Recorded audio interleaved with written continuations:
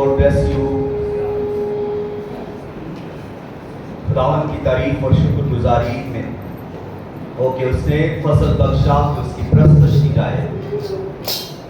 हमने खुदावन की ताज़ीब भी की, वर्शिप की और उसके बाद खुदा से बातें की दुआ के जरिए से।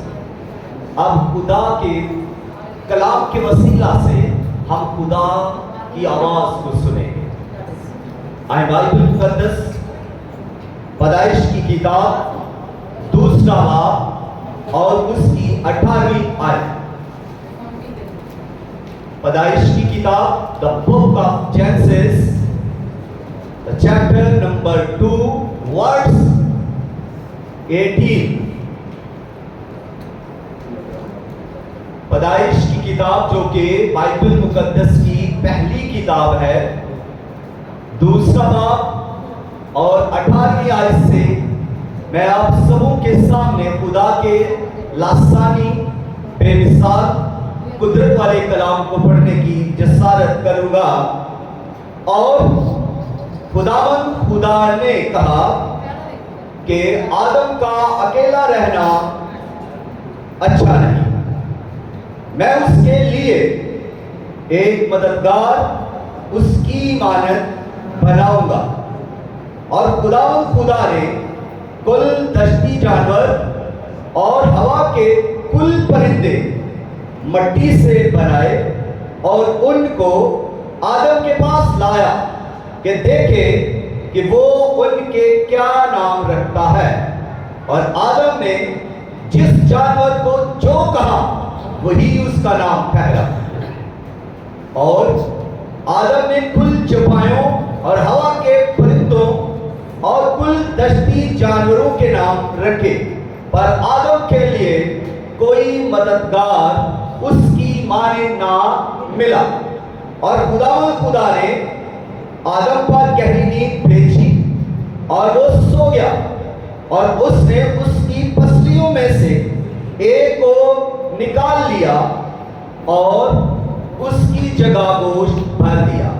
और खुदा उस पसली से जो उसने आदम में से निकाली थी एक औरत बनाकर उसे आदम के पास लाया। और आदम ने कहा कि ये तो अब मेरी हड्डियों में से हड्डी और मेरे गोश्त में से गोश्त है, इसलिए वो नारी कहलाएगी क्योंकि वो नर से निकाली गई। खुदावन के कलाम के पढ़े सुने और कबूल किए जाने पर खुदावन की कसरत के साथ बरकत हो। जिस सब कहें आमीन, आमीन। मज़मून कुछ को तो पता होगा, मैंने एक फ्लायर पोस्ट किया था व्हाट्सएप पर, तो जिन किसी ने पढ़ा हो या फेसबुक पे मेरे साथ ऐड है तो उसने जरूर उसको देखा होगा। तो मज़मून है आदम का अकेला रहना अच्छा नहीं। जी आप सब एक बात कराइए। और इसकी आउटलाइन ये है कि पहली बात जो हम सीखेंगे वो है खुदा इंसान की जरूरत को जानता है। ओके, पहला पॉइंट, खुदा इंसान की जरूरत को जानता है। और दूसरा पॉइंट, खुदा रफाकत का खुदा है। तीसरा पॉइंट, खुदा कामिल मदद फराहम करता है। और फिर चौथा पॉइंट, खुदा हकीकी तल्लक खुदा के मंसूबे से होता है। हकीकी तल्लक खुदा के मंसूबे से होता है। कुछ लोग ऐसे तल्लक बनाना शुरू हो जाते हैं लेकिन वो तल्लक हकीकी नहीं होते। जो तल्लक खुदा की तरफ से है, जो खुदा की तरफ से चुने जाते हैं वही हकीकी तल्लक है। और आखिरी और पांचवा पॉइंट ये कि रूहानी तन्हाई का हल यीशु मसीह है। रूहानी तन्हाई का हल यीशु मसीह है। जी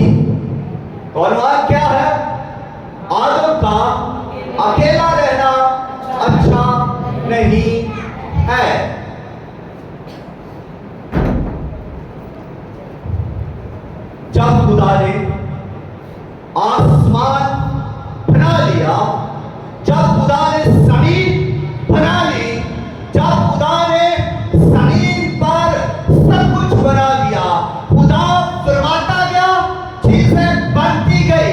खुदा ने कहा हमारा बन जाए, हमारा बन गए। खुदा ने कहा जमादात बन जाए, जमादात बन गए। खुदा ने कहा हशरात बन जाए, हशरात बन गए। खुदा ने कहा पहाड़ बन जाए, बन गए। खुदा ने कहा समंदर बन जाए, बन गए। नदी नाले जौहर बन जाए, बन गए। खुदा ने कहा जंगल बन जाए, दरख्त उग जाए, उग गए। खुदा ने कहा कि फलदार बीज वाले पौधे भी उग जाए, उग गए। और खुदा ने फजा के अंदर भी मखलूकात को पैदा किया, परिंदों को पैदा किया। खुदा ने परिंदों को बनाया, परिंदों को बनाया, चरिंदों को खुदा ने जब बना लिया, जब सब कुछ खुदा ने बना लिया, तब खुदा क्या कहता रहा? खुदा बना चीज को बनाता, खुदा कहता अच्छा है, इट इज गुड, अच्छा है। खुदा ने रोशनी बनाई, खुदा ने कहा अच्छी है। खुदा हर दिन जब बना चीजों को बनाता, रिवील करता, देखता, और देखकर खुदा कहता है कि ये अच्छा है। जो खुदा बनाता है वो अच्छा है, गुड है। और खुदा ने सारी कायनात की तख्लीक कर ली, और फिर खुदा ने आदम को भी तख्लीक किया, खुदा ने आदम को भी बनाया।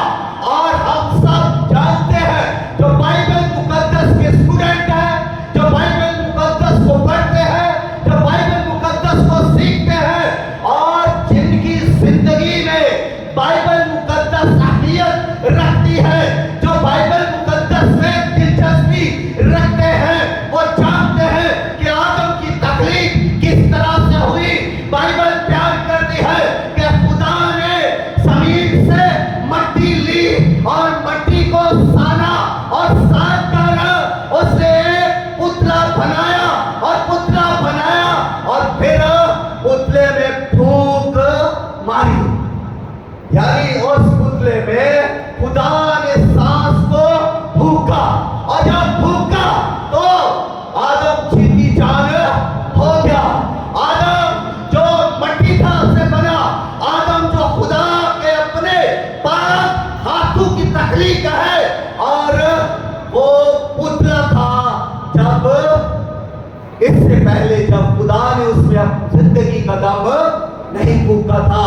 और जैसे ही जिंदगी का दम उसके अंदर आ गया तो वो जीती जान हुआ, और वो खड़ा हुआ, और वो एक इंसान इस जमीन पर पहला इंसान खड़ा हुआ, जो खुदा के सांस में था, जो खुदा के रूह में था, जो खुदा की रिफाकत में था, जो खुदा की मोहब्बत में था, जो खुदा के रूबरू था। और यही वो इंसान है जिसका नाम आदम है, और ये खुदा के आंखों के सामने है। खुदा इस शख्स को कितनी मोहब्बत से देख रहा होगा, खुदा इस शख्स को कितनी चाहत से देख रहा होगा, और खुदा इसे किस कदर दिल की गहराइयों से प्यार करता होगा, और खुदा का दिल इसके लिए भरा हुआ होगा, और खुदा इसे गले से लगाना चाहता होगा, क्योंकि खुदा इससे मोहब्बत करता है। हालेलुया। और जब खुदा किसी से भी मोहब्बत करता है तो खुदा उससे गले से लगाना चाहता है, खुदा उससे प्यार करना चाहता है, खुदा उसकी आवाज सुनना चाहता है, और खुदा उससे बोलना चाहता है, और खुदा उसके साथ रहना चाहता है। खुदा अपनी मोहब्बत उस पर निशान करना चाहता है, खुदा उस पर आसमान खोल देना चाहता है, और खुदा अपनी नेमतों से, अपने फसाइल से भरपूर करना चाहता है। That is God, loving God, ये खुदा living God, loving God, हमारा God, जिंदा खुदा, हमारे साथ रहने वाला खुदा। हालेलुया।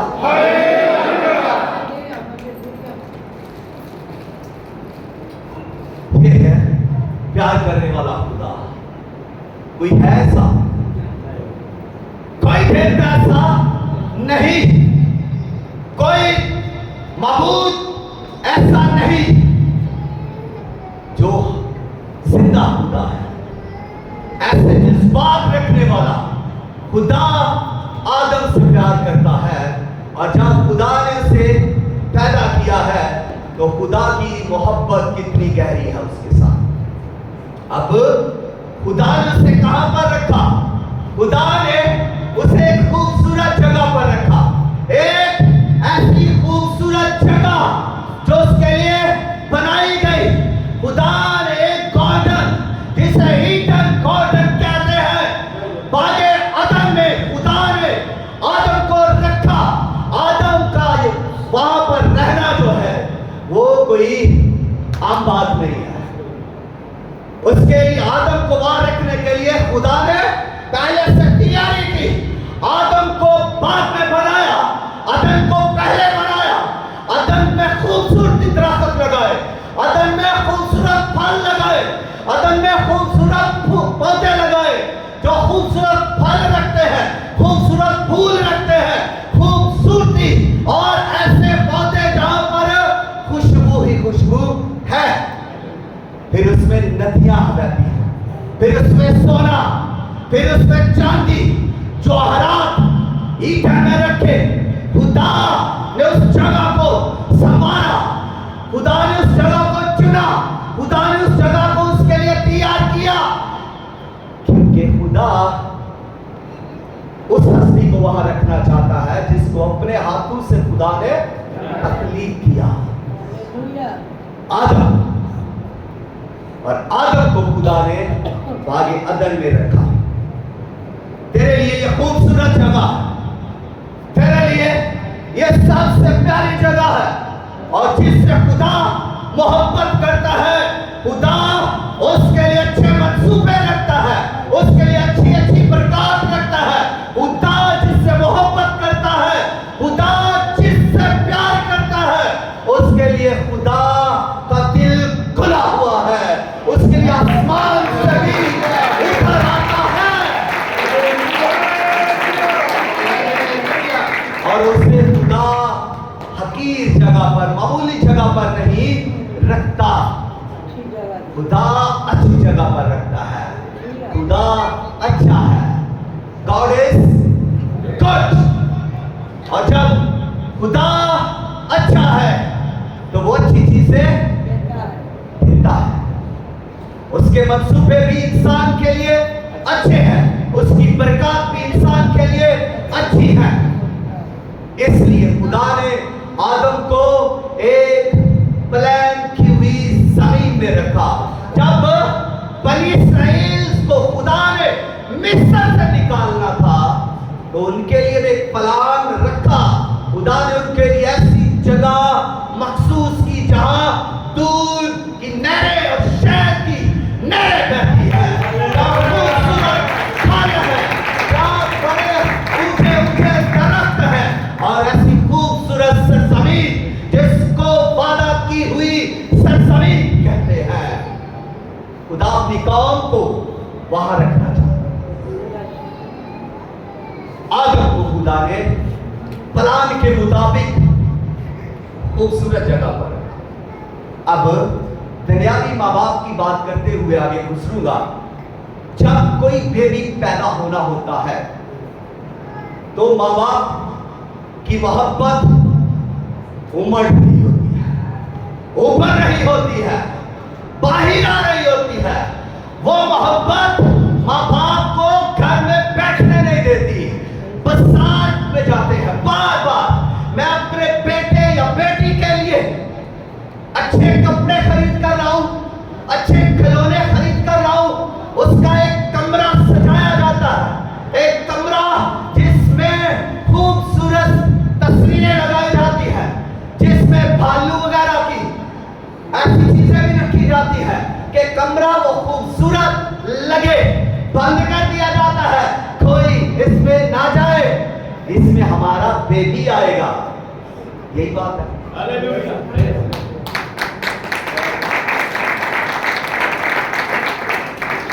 तो वो बेबी बाद में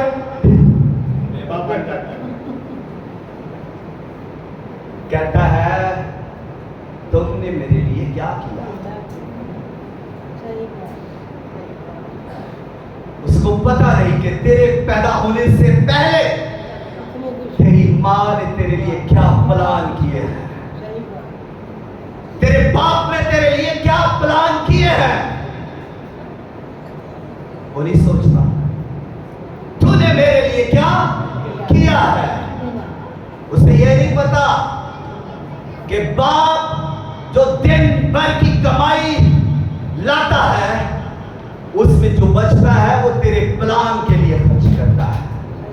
फिर बाजार में भी जाना है, दिन को ड्यूटी करनी है, फिर शाम को आकर बाजार में जाना है और खूबसूरत तरीन कपड़े लाने हैं, अच्छे खिलौने लाने हैं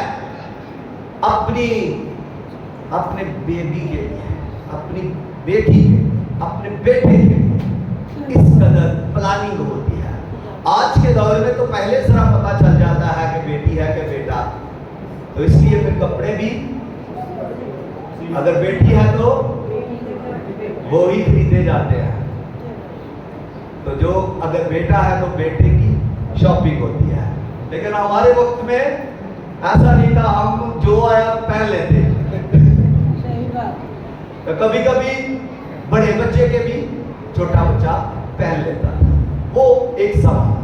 लेकिन अब रोशनी का जमाना है। पहले से माँ बाप जान लेते हैं बेटी है या बेटा। आगे बढ़ते हुए जब आदम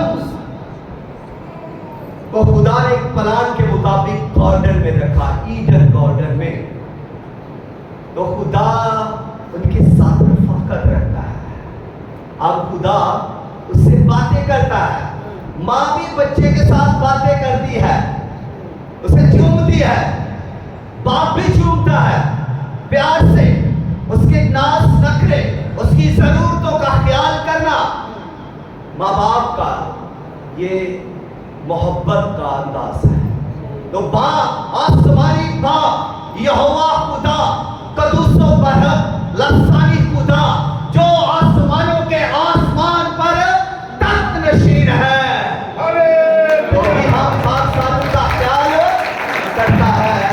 आदम को उसने जमीन पर ईडन में रखा, बागे अदन में रखा, और खुदा का दिल अब फरिश्तों में नहीं लगता, खुदा का दिल अब आसमान पर नहीं लगता। अब वो बार बार आदम के पास आ जाता है और आदम से आकर बातें करता है, आदम के साथ गुफ्तगू करता है, आदम के साथ शेयर करता है, आदम को प्लान शेयर करता है, आदम का टेस्ट लेता है कि जो आदम को खुदा ने अपनी सूरत और शबीह पर पैदा किया, तो क्या खुदा उसके जुम्मा एक काम लगाता है। जो जानवर हवा के और समंदर के और मट्टी के जमीन पर जो पैदा किए गए, उन सबको खुदा आदम के पास लाता है और आदम को ये काम दिया जाता है कि इनका नाम रखे। अब आदम की जहानत का टेस्ट ये है कि आदम जो बोलता है, जो कहता है, वही उस जानवर का नाम हो जाता है। आदम के पास शेर आया, जानवर आया, और उसके लिए आदम ने कहा शेर। अब आदम ने जब शेर कह दिया है, तो अब सारी खसलतें इस नाम के अंदर आ जाती हैं। शेर की जुर्रत, शेर की दहशत, शेर की फैशन, शेर का शहाना चलना, ये सब कुछ एक लफ्ज में, नाम में आ जाता है। ये आदम की उत्तम दर्जा की हिकमत है। आदम ने कहा गीदड़, तो जब गीदड़ पुकारा, तो जो कुछ उस गीदड़ के अंदर था वो सब उस नाम में प्रेजेंट हो जाता है। नाम से ही बंदा कहता है गीदड़, तू तो गीदड़ है, डरपोक, तो अब नाम रखते हुए आदम की जो नस्ल है, आदम की जो सोच है, उस जानवर के अंदर तक गई, उसके दिल तक गई, उसकी हड्डियों तक, उसके जोड़ों तक। यूं कहें कि आदम ने उसका एक्सरे कर लिया। इस कदर आदम ज़हीन था, इस कदर आदम हिकमत और दानिश से भरा हुआ था। क्यों भरा हुआ था? इसलिए भरा हुआ था कि वो खुदा के साथ रहता था, खुदा से बातें करता था, खुदा के साथ चलता था, इसलिए वो ज़हीन था। खुदा के साथ चलने वाले हिकमत पा जाते हैं, खुदा की ताकत में रहने वाले हिकमत पा जाते हैं। और आदम खुदा की ताकत में था, इसलिए क्या है, वो हिकमत पा गया। और आदम खुदा की साथ साथ चल रहा है, इसलिए उसके अंदर क्या हो रहा है, खुदा की हसूरी, पकीसी, हिकमत, दानिश, खुदा की कुदरत उसमें काम कर रही है। और फिर जब उसके सामने एक और जानवर आया, उसने कहा हाथी। फिर एक और जानवर आया, खुदा ने, आदम ने कहा ऊंट। अब जिसको आदम जो कहता है वही उसका नाम है। और सांप को भी उसने कहा होगा सांप। तो ये सब नाम आदम ने रखे, सब नाम आदम ने रखे। और जब आदम ने ये सब नाम रखे तो ये सारी आदम की दानिश, फहम, हिकमत का ज़हार है। उस वक्त आदम में गुनाह नहीं था, क्योंकि आदम खुदा से बातें करता था। आदम में कोई बदी नहीं थी, इसलिए कि आदम खुदा की ताकत में था। वो दुआ करता था, बातें करता था खुदा के साथ, और खुदा भी उसके साथ बातें करता था, खुदा उसके साथ चलता था, खुदा उससे प्यार करता था। और वो आदम खुदा की हजूरी के मजे लूटता था। आदम खुश था, आदम के आंसू नहीं बहते थे, आदम रोता नहीं था, आदम खुश था, आदम दलेर था, आदम डरता नहीं था। क्यों? इसलिए कि वो खुदा के साथ रहता था, खुदा की हजूरी में रहता था, खुदा के साथ चलता था। और यही वजह है कि आदम खुदा की मानद कुव्वत, हुक्मरानी और वो शबी जो खुदा ने आदम को दी, उसमें से जाहिर हो रही है। लेकिन ये सब कुछ होने के बावजूद भी उसका कोई मददगार नहीं है कि हवा जी औरत साहिबा आकर कहे नहीं, इसका नाम शेर नहीं, मैं तुम्हें बताती हूं मुझ में ज्यादा अकल है, इसका नाम बिल्ली होना चाहिए। तो आदम ने कहना नहीं शेर, औरत ने हमारे कहना था नहीं बिल्ली। वो क्या होना था? लड़ाई, कंप्रोमाइजिंग नहीं, भाई बिल्ली या शेर। घर में प्रॉब्लम यही से शुरू हुई। तो आदम के पास उस वक्त हवा नहीं थी जब आदम ये काम कर रहा। जब खुदा ने आदम को हुक्म दिया कि इनके नाम रखो, हवा नहीं है, मौजूद नहीं है। एक तरफ से हवा मौजूद भी थी, कैसे? जी, वो पसली बनकर उसके अंदर थी, पसली बनकर, पसली की सूरत में आदम के अंदर थी, गोश्त की सूरत में आदम के अंदर थी, पहलू में थी।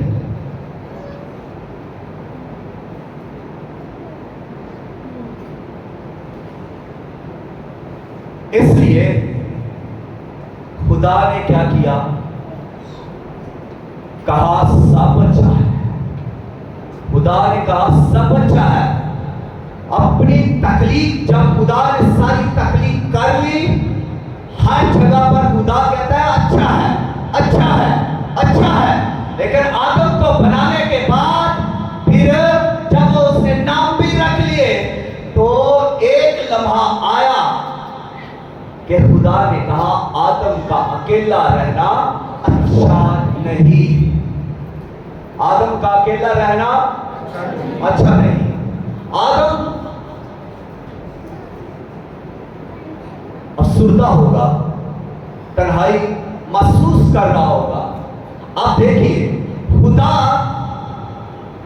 जो इंसान की जरूरत को जानता है, खुदा जो इंसान के साथ रफाकत रखता है, खुदा जो कामिल मदद फराहम करता है, और खुदा ने उसको ऑब्जर्व किया, जान लिया। खुदा ने, खुदा को पता चल गया कि इसकी जरूरत क्या है। इसकी जरूरत हाथी नहीं, इसकी तन्हाई की वजह कोई जानवर, कोई और चीज, गाड़ी और कोई घर नहीं। इसकी जरूरत औरत है, इसकी जरूरत औरत है। इसलिए खुदा ने फौरन फैसला किया कि मैं इसी की मानद, इसी की शक्ल की, इस जैसी इसकी मददगार बनाऊंगा।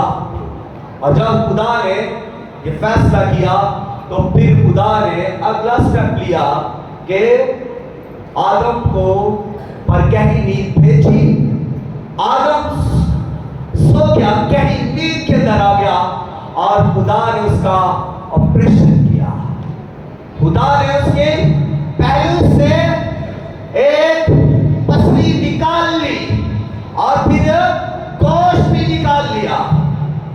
अब लोग कहते हैं कि वो पसली जो आदम ने निकाली थी, वो तो बड़ी टेढ़ी पसली है। क्या ये दुरुस्त है? हाथ जिस तरह हाथ ऊपर करके, क्या वो पसली टेढ़ी पसली थी? कितनी टेढ़ी थी जो हाथ कर रहे हैं? आप टेढ़े नहीं हैं? और भाई बंदे भी बड़े टेढ़े होते हैं। कितनी टेढ़ी थी पसली? यहां से निकली औरत, यहां से निकली, दिल के करीब से निकली औरत। इसलिए बनाई गई कि औरत से प्यार किया जाए। औरत पांव से नहीं ली गई कि पांव की जूती बनाकर रखा जाए। औरत सर से नहीं ली गई कि औरत साथ चढ़कर बैठ जाए। औरत पहलू से निकली। औरत पसली, औरत की जो पसली है वो यहां से ली गई। इन पसलियों में से एक पसली ली गई और फिर गोश्त भी लिया गया और एक औरत बनाई गई और बनाकर आदम के पास खुदा लेकर आया खुद। और आदम देखकर उसे खुश हुआ। बाइबल कहती है आदम खुश हुआ। तो बाद में पता नहीं तेरे, तो आदम खुश हुआ। पहली बार आदम खुश हुआ, इसके बाद आदम को देखा ना खुश। विश्वास बाइबल पढ़ते हो, वे क्या उसको बात करे आदम को खुश। आदम पहली बार खुश हुआ जब मेरी शादी हुई। क्या जब मेरी शादी हुई तो कमर रो रही थी, रुखसती हो रही थी, तो ये रो रही थी। किसी वजह से मेरे थोड़े से दांत निकल आए, वो तस्वीर में आ गई। इसका भाई पूछता है, तस्वीरें जब देख रहे हैं, कहता है ये रो रही है, तू क्यों हंस रहा है?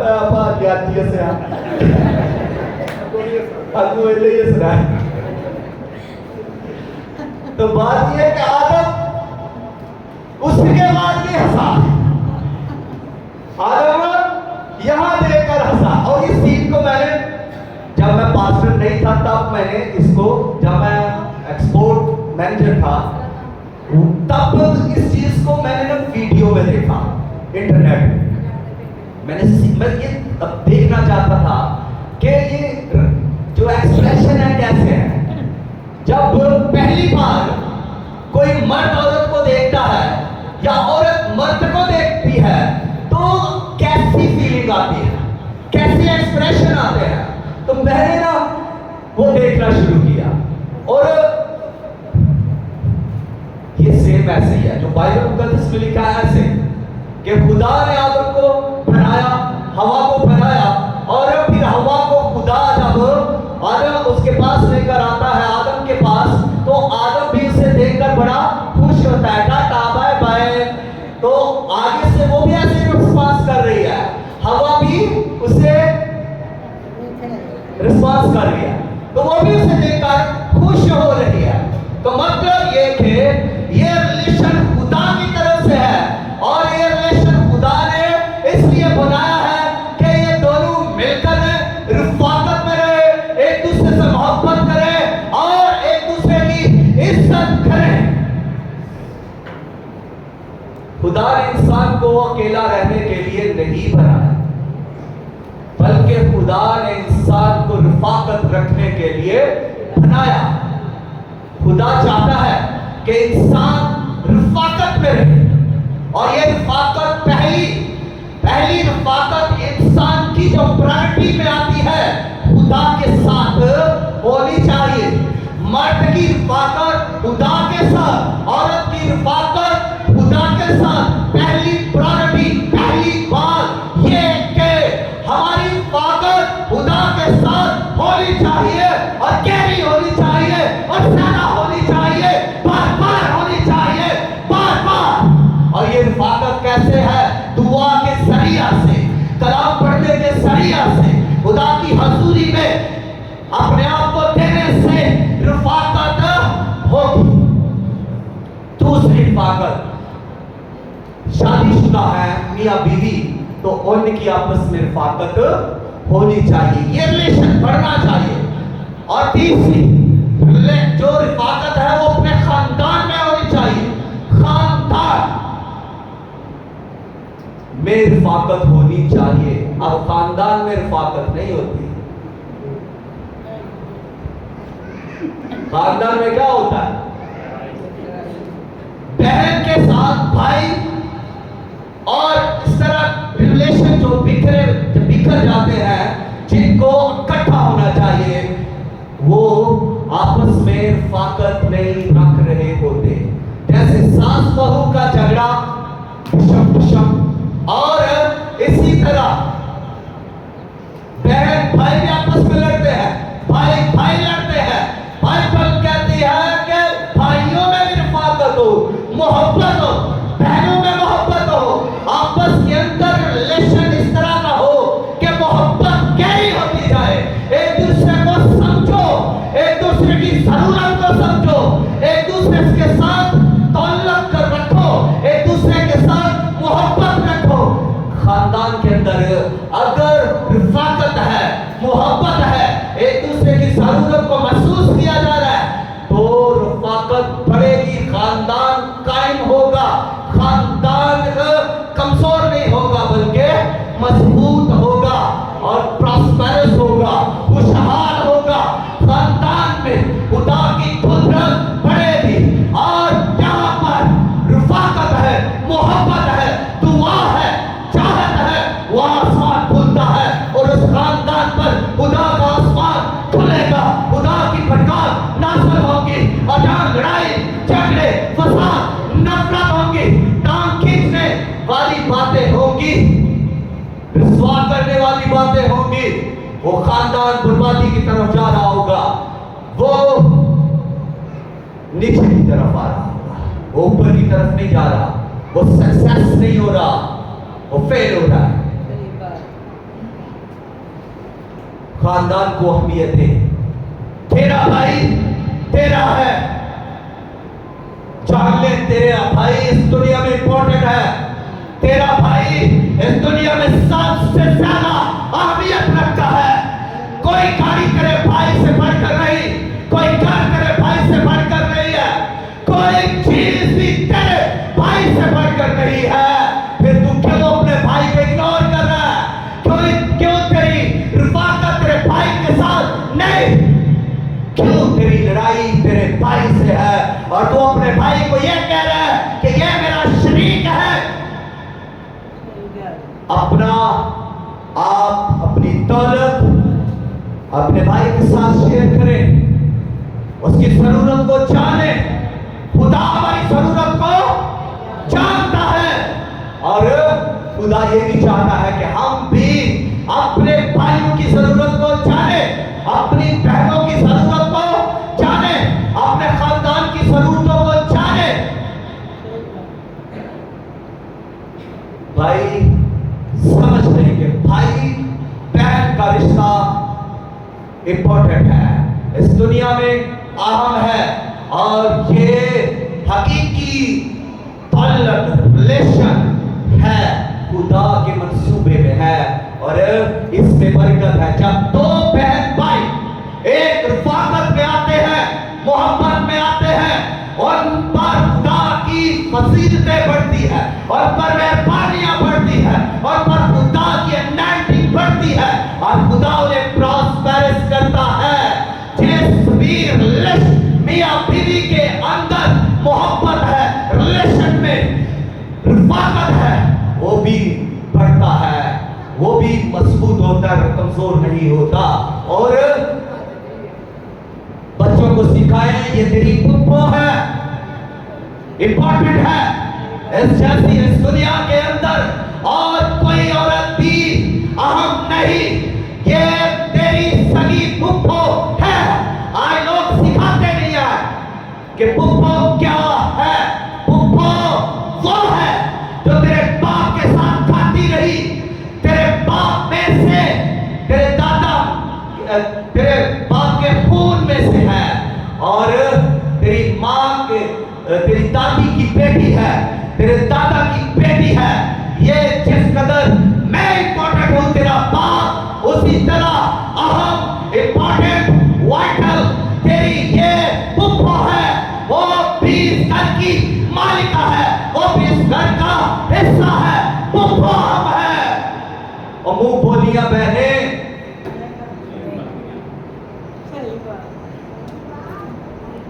जिसके साथ आपने खाया पिया, उठे बैठे जवान हुए, जिसने आपकी खिदमत की, कपड़े इस्त्री किए, कपड़े धोए, जिसने आपके मुंह से गंदे बदबू वाले बिल्लियां भी मर जाती, चूहे भी मर जाते थे, वो उसने धोए, तो आज फिर आपको उससे नफरत हो जाती है और बच्चों को सिखाते नहीं कि ये तेरी पुप्पो है। और माशाअल्लाह हवा जब बीवी औरत बीवी बन के आ जाती है तो वो कहती है मैं आ गई हूं। आदम जी हेलो, मैं आ गई, अब सब भुला दो, मैं आ गई, मैं तुझे बहुत प्यार करती हूं। तो जो भाई प्यार कर रहा है वो क्या था? जो बहन प्यार कर रही थी वो क्या था? जो बाप प्यार कर रहा था वो क्या था? और जो मां प्यार कर रही है वो क्या है?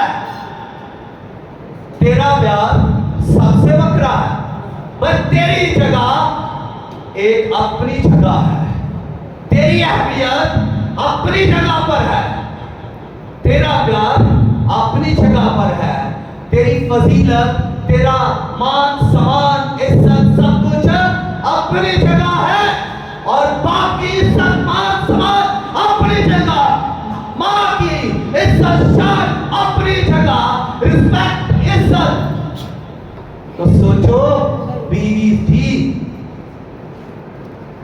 आप बीवी जी बनकर आ गई हैं, अब आपको पता नहीं कि आप अपनी माँ की कितनी रिस्पेक्ट करती थी, आपको नहीं पता कि आप अपने बाप की कितनी रिस्पेक्ट करती थी, अपने भाई की, अपनी बहन से कितना प्यार करती थी, भाई से कितना प्यार करती थी। तो यहां आकर जब आप बीवी बनकर आ गई है तो फिर क्या है, फिर दिल क्या, वो सारे रिश्ते कहां गए? वो रिश्ते हर खानदान में है, हर खानदान में बाप है, हर खानदान में माँ है, हर खानदान में भाई है, हर खानदान में बहन है, हर खानदान में चाचे बाबे ताए सब रिश्ते हैं। तो उनका क्या है? अगर उनको इग्नोर करेंगे तो खाली दो ही रह जाएंगे। खानदान बनाओ, खानदान की रिस्पेक्ट करो। खानदान आज बिखर रहे हैं, बरकतें खत्म हो रही हैं। खानदान आज टूट रहे हैं, रिश्ते टूट रहे हैं, खुदा घरों से निकल रहा है। खुदा घरों से, जिंदगियों से निकल रहा है। इन चीजों को सीख ले। मैं किसी को तंज करने नहीं आया यहां पर, मैं खुदा के कलाम को, खुदा के मंसूबों को, खुदा की बातों को आप तक पहुंचाने आया हूं। अगर किसी को कोई प्रॉब्लम होती है तो वो उसकी अपनी प्रॉब्लम है, मेरी कोई प्रॉब्लम नहीं। मैं किसी को कोई टीज नहीं करता, मैं सबको सिखाने की कोशिश कर रहा हूं कि ये अहम है और खुदा ये चाहता है। अगर आप बरकत पाना चाहते हैं तो ऐसा करें। अगर आपका भाई बीमार पड़ गया है तो उसको हेल्प की जरूरत है, कौन करेगा? खानदान में अगर उसका भाई उसकी हेल्प नहीं करेगा, उसकी बहन उसकी हेल्प नहीं करेगी तो कौन उसकी हेल्प करेगा? सोचें, ये गिरजाघर है, जहां खुदा की आवाज है, जहां खुदा आपसे बातें कर रहा है, सिखा रहा है खुदा आपको। मैं तो एक वसीला हूं, खुदा सिखा रहा है, लेकिन हमें टाइम की परवाह होती है। टाइम को छोड़ दें। आप बहुत टाइम लेते हैं, टाइम बड़ा जाया करते हैं, लेकिन जब सीखने की बात आती है फिर घड़ियां देखी जाती है, फिर पादरी पर तंज किया जाता है, भाई कुछ सीख ले। 8 दिन के बाद आपको मौका मिला है खुदा के कलाम में से कुछ जांचने का, सीखने का। अगर आप इसको सीख लेंगे, जेल में बैठा लेंगे, आपका फायदा बड़ा हो जाएगा। आप ये बातों पर अमल करना शुरू कर देंगे, इसी वीक के अंदर आप देखेंगे कि आपकी ब्लेसिंग बढ़ना शुरू हो गई।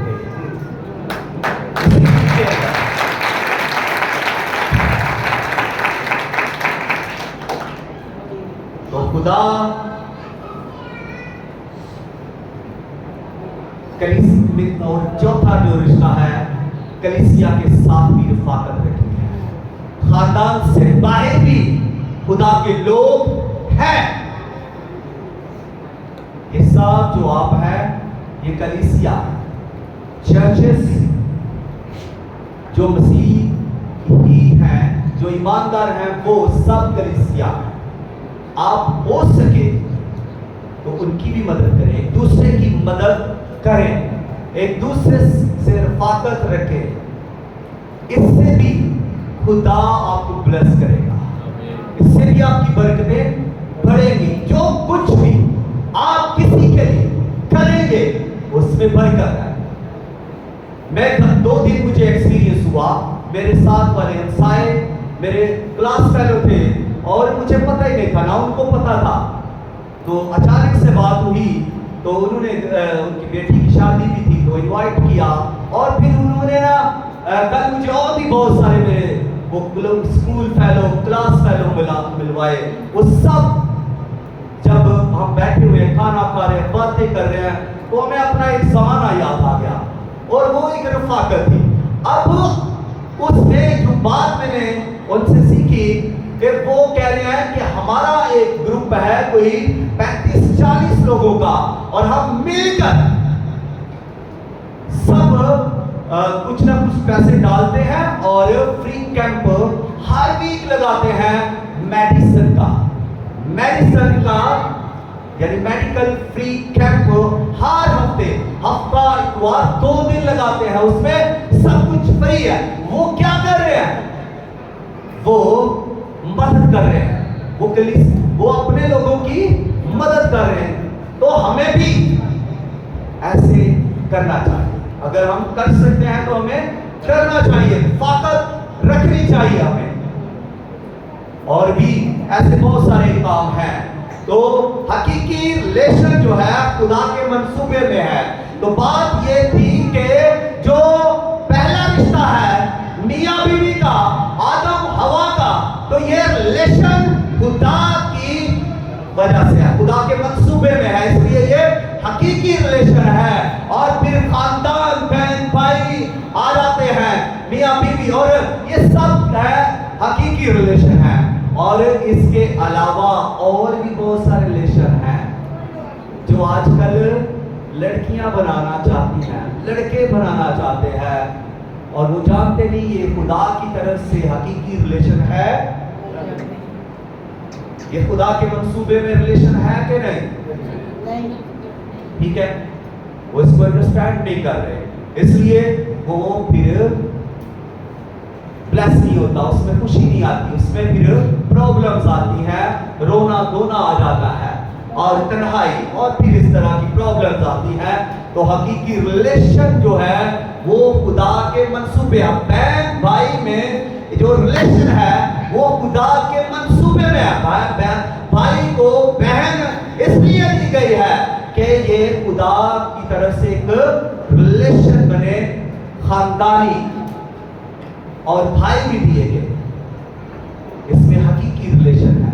तो फिर इसको कैसे हम फरामोश करते हैं? हम दोस्त को ज्यादा समझ लेते हैं भाई से ज्यादा। गोल्ड इज गोल्ड, हीरा, दोस्त को लोग कहते हैं हीरा, और भाई को कहते हैं गोल्ड। अब हीरे पर आप चोट लगा दें, खराश आ जाए, तो वो फांसा नजर आता है, फिर छूटता नहीं है। लेकिन सोने को आप रेसा कर दें, फिर जुड़ जाता है, और फिर वो चमकता है, और उसी तरह रहता है।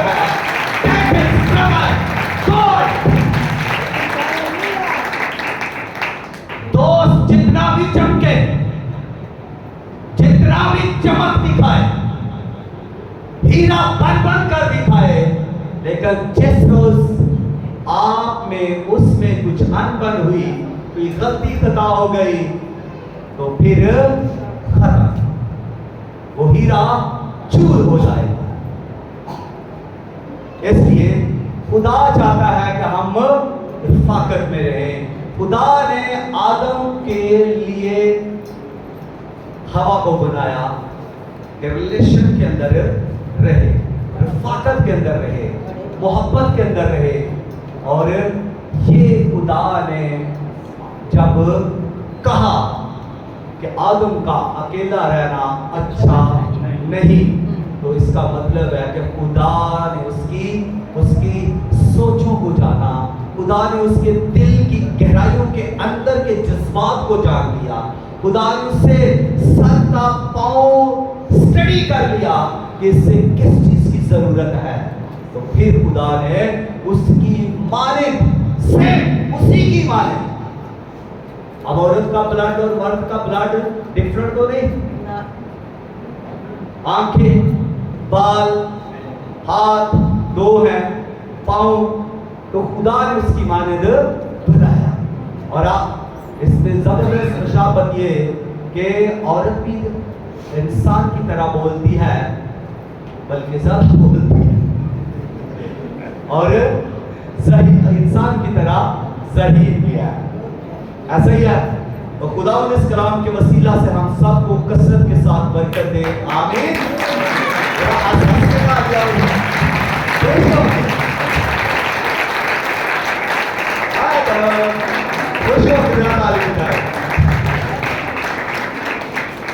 God bless you all. I am this